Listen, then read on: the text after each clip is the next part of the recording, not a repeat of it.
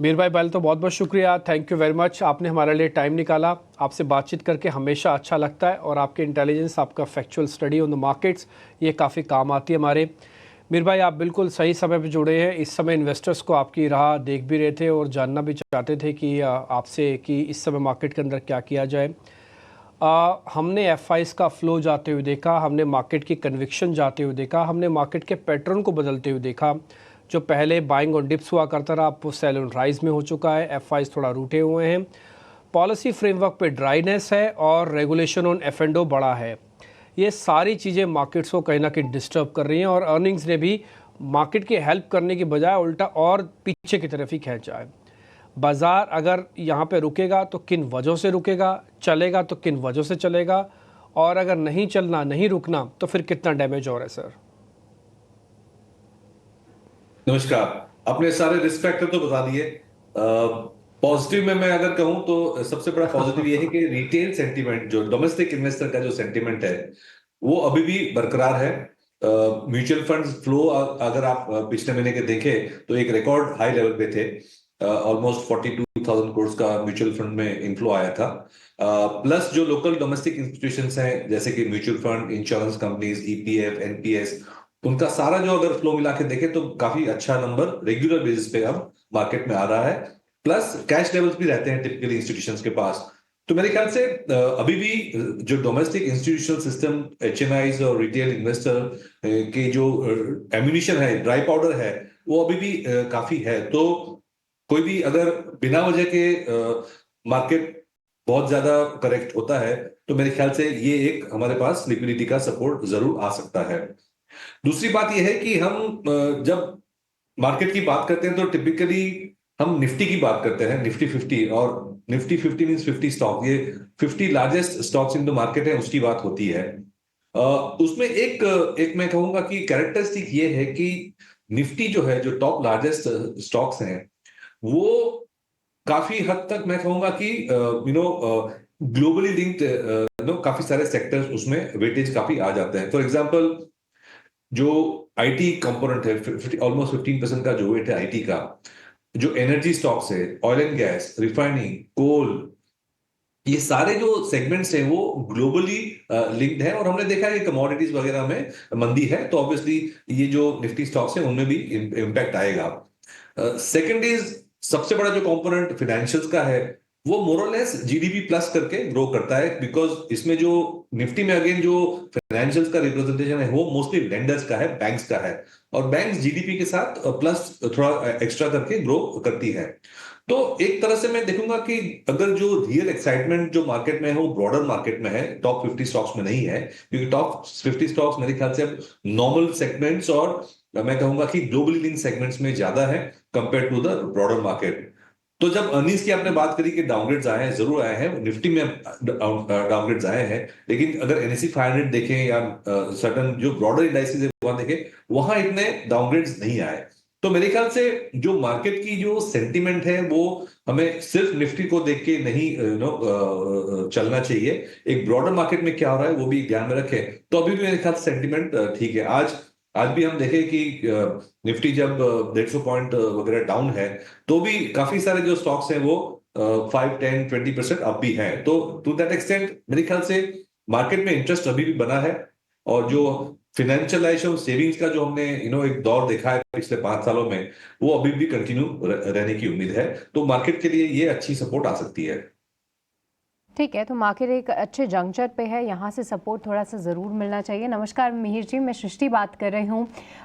एक बड़ा फैक्टर इस मार्केट की सेल ऑफ में एफआईआईज़ की बिकवाली भी रही है और कई सारे तर्क इसके पीछे दिए जा रहे हैं, जहाँ पर कुछ एक्सपर्ट्स ये मानते हैं पहले के चाइना ज़्यादा अट्रैक्टिव बन गया था, उसके बाद यूएस प्रेसिडेंशियल इलेक्शन के बाद इमर्जिंग मार्केट से जब पैसा निकला तो यूएस की तरफ शिफ्ट हुआ, और कुछ का ये भी कहना है कि इंडियन मार्केट्स में अर्निंग्स का इतना ज़्यादा सपोर्ट नहीं रहा है। हालांकि अर्निंग्स पे तो आपने अपना टेक दिया, पर मिहिर जी, एफआईआईज़ कब लौटते हुए दिखेंगे? क्या है वो फैक्टर जिसका आना काफ़ी इम्पोर्टेंट है एफआईआईज़ के लौटने के लिए? आपका क्या व्यू है इस पे? देखिए, सबसे पहले तो चाइना की बात करूं मैं। चाइना मेरे ख्याल से कोई भी हिसाब से इंडिया का कॉम्पिटिटर नहीं है as far as attracting foreign flows is concern, हाँ जरूर चाइना की जीडीपी ग्रोथ बहुत बड़ी है, हमसे उनके उनके पास ज्यादा कंट्रोल है उनकी इकोनॉमी पे, तो वो सिक्लिकलिटी में तो डेफिनेटली हमसे बेटर है। हमारी इकोनॉमी थोड़ी ज्यादा सिक्लिकल रहती है, हम इतना सेंट्रली गवर्न भी नहीं है। तो टू दैट एक्सटेंट जीडीपी और मार्केट में बहुत ज्यादा फर्क है इंडिया और चाइना के बीच में। चाइना ने पिछले 25-30 साल में जिस तरह से ग्रोथ जीडीपी की दिखाई है, वो एक रिकॉर्ड ब्रेक है, दुनिया में ऐसा कभी नहीं हुआ।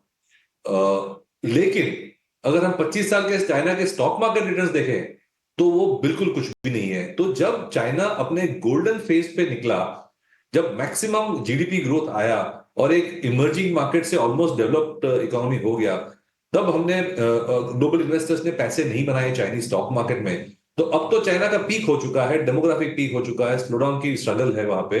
तो कैसे पैसे बनेंगे? तो मुझे नहीं लगता कि जिस तरह से जियोपॉलिटिक्स पैन आउट कर रहा है, चाइना को लोग सस्पिशन से देख रहे हैं, एक शंका से देख रहे हैं, भरोसा नहीं है चाइना की रेजीम पे, तो मुझे नहीं लगता कि एफआईआई इंडिया छोड़ के चाइना जाएंगे। तो it is not India versus China, India की अपनी स्ट्रेंथ्स एंड वीकनेसेस पे पैसे आते रहेंगे।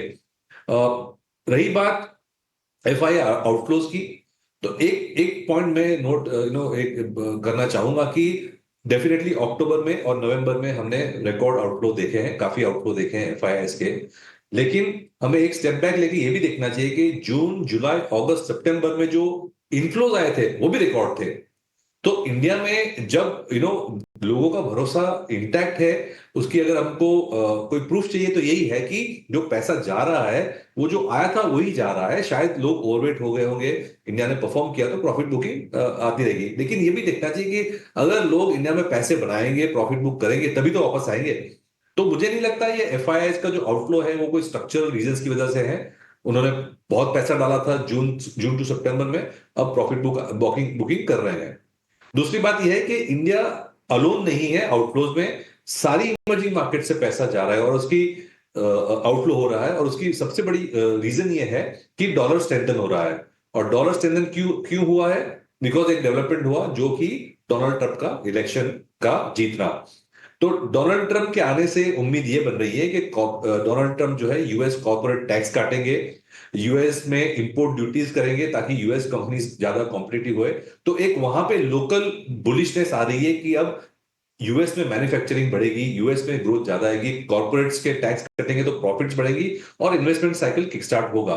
तो ये एक पॉजिटिव जो स्पिन बन रहा है यूएस के लिए, उसकी वजह से पैसा खींच के यूएस में जा रहा है। बॉन्ड यील्ड्स बढ़े हैं क्योंकि स्पेंडिंग अभी भी ज्यादा है, तो ये भी एक रीजन है यूएस बॉन्ड यील्ड बढ़ने का और डॉलर स्ट्रेंथन होने का। तो मेरे ख्याल से एक ये बहुत बड़ा ट्रेड डोनाल्ड ट्रंप का ट्रेड है, डॉलर स्ट्रेंथनिंग का ट्रेड है। और जिस तरह शार्प मूवमेंट आई है पिछले 1-2 महीने में, एक महीने में आफ्टर द इलेक्शन, वो मुझे लगता है काफी हद तक पैन आउट हो चुकी है। और नॉर्मलाइज होने में मेरे ख्याल से 1-2 महीने में ये नॉर्मलाइज हो जाएगा। और फिर इंडिया एंड इमर्जिंग मार्केट जो अपना नॉर्मल राइटफुल शेयर जो है एफआईआई फ्लोज का, वो अट्रैक्ट करने लगेंगे अगेन। बिल्कुल Mihir, good morning. Mansi this side. I am a little greedy to know and quickly know two things from you. समय की पाबंदी है, लेकिन सबसे पहले तो बाजार पर कौन से सेक्टर्स हैं इस वक्त जो कि आप वॉच लिस्ट में रख रहे हैं, और उसके अलावा भी जब आपसे लगातार बाजार पर लोग आपका आउटलुक जानते हैं तो बाजार एफआईआईज, रिजल्ट, अर्निंग्स की बात ज़रूर करते हैं, लेकिन what's your overall sense on the economy? क्योंकि अगर देखें इंडिया में इन्फ्लेशन स्टिकी है, हम देख रहे हैं आरबीआई के कंफर्ट लेवल से भी आगे बढ़ता हुआ, और यूएस फेड ने इंटरेस्ट रेट कट्स अनाउंस कर दिए हैं। What do you think will be the stance from RBI next? RBI मेरे ख्याल से कॉशियस रहेगी, जल्दबाजी में इंटरेस्ट रेट कट नहीं करेगी मुझे लग रहा है, because I think they are more concern about currency stability. तो वो एक आरबीआई का एक जो व्यू है, शायद फरवरी में जाके हम पहला रेट कट देख सके, ये हमारी उम्मीद है। जीडीपी की, इकोनॉमी की अगर मैं बात करूं तो पिछले 2 साल से नैरेटिव ये था कि रूरल कंजम्पशन वीक है। पिछले कुछ महीनों में ऐसा लग रहा है कि रूरल कंजम्पशन वापस आ रही है। उसकी मेन रीजन ये है कि स्टेट और सेंट्रल गवर्नमेंट्स काफी फ्रीबीज दे रही है, सब्सिडीज दे रही है, which is necessary in all the cases, क्योंकि वीकनेस बहुत ज्यादा थी आफ्टर कोविड। अर्बन कंजम्पशन काफी स्ट्रांग था, वहां पे एक थोड़ी एक स्टैग्नेशन की शायद एक नैरेटिव बन रही है, but I think it's too early to take a call. और अगर प्राइमरी सेल्स की बात करें तो बिजी सीजन में ऐसा लग रहा है पिछले 2-3 हफ्ते में कि अर्बन भी शायद टिक रहा है। तो अगर रूरल अच्छा करेगा, अर्बन मेंटेन रहेगा, तो मेरे ख्याल से कंजम्पशन वाली जो स्टोरी है वो इंटैक्ट रहेगी। तो that should be a good driver for the second half. दूसरी एक बड़ी जो मैं कहूंगा रीजन था कि इकोनॉमी ने शायद थोड़ा स्लो डाउन दिखाया पिछले 1-2 क्वार्टर में, वो गवर्नमेंट स्पेंडिंग का था। टिपिकली हमने ये भी देखा है कि जब इलेक्शन ईयर होता है तो जब इलेक्शन का टाइम के आजू बाजू डिसीजन मेकिंग स्लो हो जाती है और गवर्नमेंट स्पेंडिंग कम हो जाती है, वो हमने देखा भी।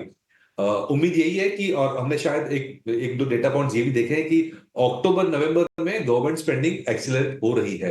तो अगर डोमेस्टिक कंजम्पशन अर्बन और रूरल मेंटेन रहेगी एंड गवर्नमेंट स्पेंडिंग का सपोर्ट वापस आ जाएगा सेकंड हाफ में, तो मेरे ख्याल से ये एक अच्छा सपोर्ट हो सकता है from the economy point of view for the stock markets. ठीक है मीर भाई, बहुत बहुत शुक्रिया, थैंक यू वेरी मच। अच्छा लगा आपसे आज फिर से बातचीत करके, और आपने हमारे बेहद इंपॉर्टेंट क्वेश्चंस के जवाब दिए और फैक्चुअली डाटा के साथ दिए, ये और अच्छा लगता है आपसे बातचीत में। बहुत बहुत शुक्रिया sir, thank you very much आज समय देने के लिए, थैंक यू वेरी मच।